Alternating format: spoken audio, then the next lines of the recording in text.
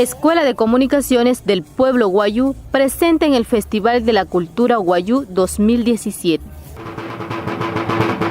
Ana wajoro hunainte piamas aquí me quiet salmianti rai hunainte mira Festival de la Cultura Wayuu unaka ya chitki erenot kaina wayu mureyu wayu lairayu hunain yo tirabajo chiquito jamuinte puranainte kuaipetu wayu koiru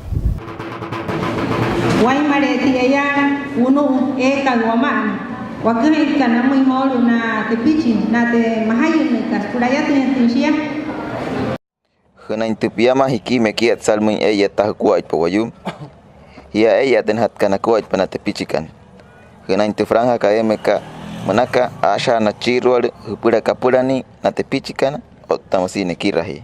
Porque sin duda alguna estos jóvenes que hoy comparten sus experiencias cabalgan firmemente en el lomo de la tradición. Por eso hoy más que nunca nuestra consigna debe ser: apoyemos a nuestra infancia indígena. Anayahuatzeja. Asuha musia te akot chirawana tona put chipu te pichikana otamosina wayu antakan hunainte apaha te na kuhara na lairayu kana pura nainte kuaipana wayu kan.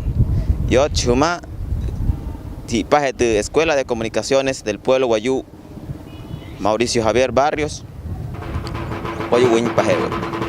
La Red de Comunicaciones Pucchimajana y la Escuela de Comunicaciones del Pueblo Wayuu presenta en el Festival de la Cultura Wayuu 2017.